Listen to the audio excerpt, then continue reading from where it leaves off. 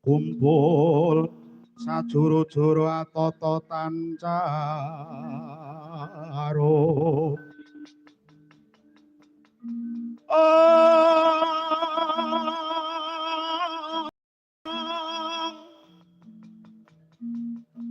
Deni Rama Prana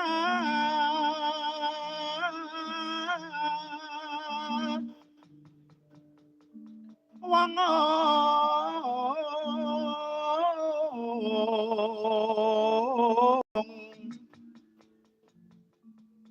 Risang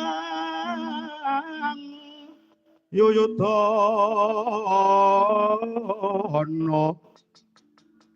kami nangka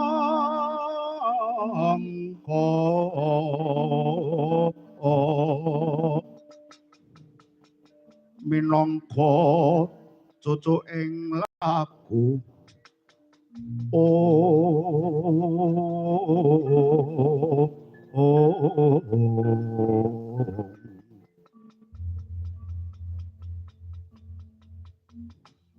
nuwun ageng pangaksemi yen to praptaku gawe kageting ati Dewi Sikandi. Sepindah nak Mas Gatut Kaca apa dene nak Mas Antasena. Kesusu kaya wong lagi dibeburu awet aku mundi wigati ingkang Drawasi. Mula saka iku Sang Dewi aja gedhe rasamu anggone nibake dedosan marang aku. Kalilanana aku matur ingkang terwaca. Inggih Raden Setyaki. Tuwa prapta ndika Raden Setyaki tartamtu ngasta wigati.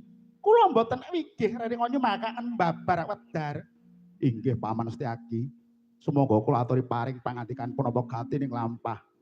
Yo Paman. Paman Setyaki mesti nggawe gati Kang Drawasi. Mara age aku tak melu ngrungokke Paman.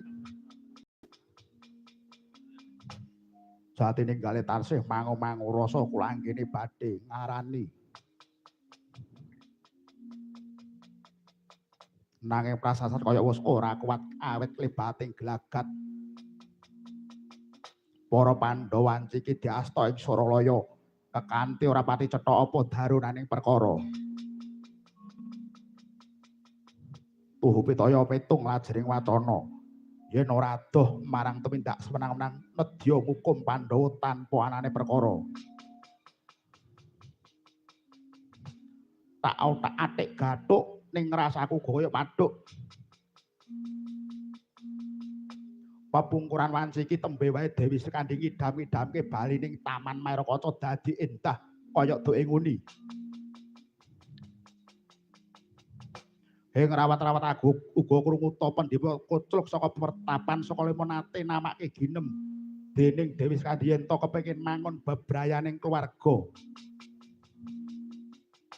Nadyan den antepatepi kanthi bebono bali ning Taman Mairakaca. Mbuh kepiye nalare rumangsaku kabeh perkara iki kaya benang sing ora ana pedote, nanging bundhet ruwet nganti babar lakon kang ribet. Raden Setyaki kados rumajeng raos kula dhateng wacana ndika nembe kemawon kula imbal rembug dhateng ponakan kula pun putra Pandhawa arsa wanguning endah Taman Mairakaca. Kepara kasesel karepe Begawan Durna, kula inggiya tega nglamar dhateng jasad kula minangka garwa. Nyina utawa ngenyek dhateng kawibawan Sang Wikudurna, nanging lajeng Yuswa kok kala mangsa ora timbang kalian lajeng Grahita. Ingkang kula kuwatosaken bilih kabar ndika menika pancen wonten gegayutan antaraning siji kelawan sijine. Lajeng gagapi kabar menawa Pandhawa diasta sowan kanthi peksa mring Suralaya kang ora cetha jalaraning perkara. Tuhu kuwi nanjake yen to pamrintahan Suralaya lagi gawe gara-gara. Reroncening batin kula ugi rumangsa mboten rena